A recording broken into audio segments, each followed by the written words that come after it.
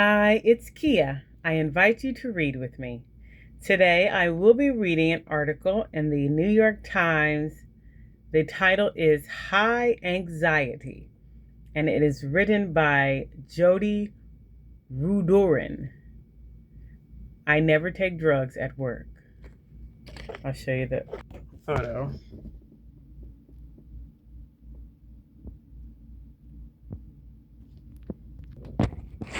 This should be interesting. For the last few years, I've been trying to develop a casual weed habit. Like many of my over 50 friends, I'd been finding that even a single cocktail or a glass of wine with dinner gave me a headache the next morning. Plus, I prefer not to drink my calories. With marijuana now legal for recreational use in half the country, why not experiment? I started with a vape, but kept forgetting to use it.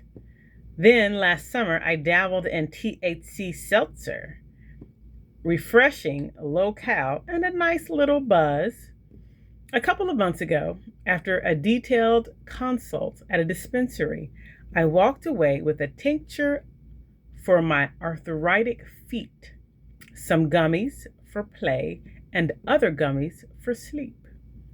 Those work and don't leave me groggy when I get up at 5 to go to the gym. So, it was distressing to learn yesterday that a growing number of Americans are developing cannabis use disorders.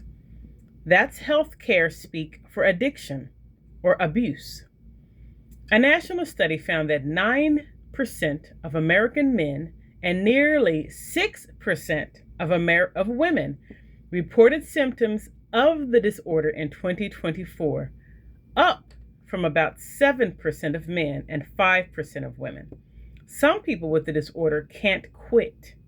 Others can't even cut back. And some keep doing the drug despite it hurting their relationships.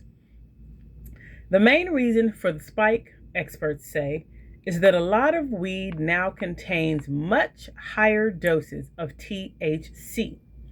The notion that cannabis is not addictive may basically be incorrect, said Dr. Nora D.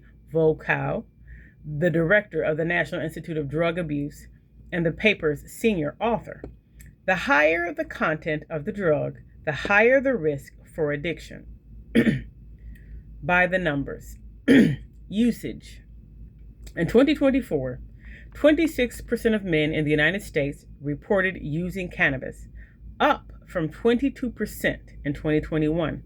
Among women, it was 21% in 2024, up from 18%. Its highest, unsurprisingly, among those ages 21 to 34 to 37% of those men, and nearly 34% of the women report using marijuana in 2024. This still pales in comparison to alcohol. More than half of Americans drink at least occasionally. Abusage. What's alarming is that the rate of problematic use is higher than with alcohol. Of those who said they use cannabis, about 30% showed symptoms of the disorder. Among the drinkers, it's less than 20%. Alcohol abuse is still a larger problem overall, affecting nearly 13% of men and 8% of women. My people. Women over 50 showed the biggest spike in cannabis use over the 3 years of the study. It jumped 40% between 2021 and 2024. We're still the lowest consumers of cannabis, though. About 13% reported using the drug. Just under 60% said they drink alcohol. Behind the numbers. I talked to Lori Lebovich, who runs on Well Desk, about what this all means.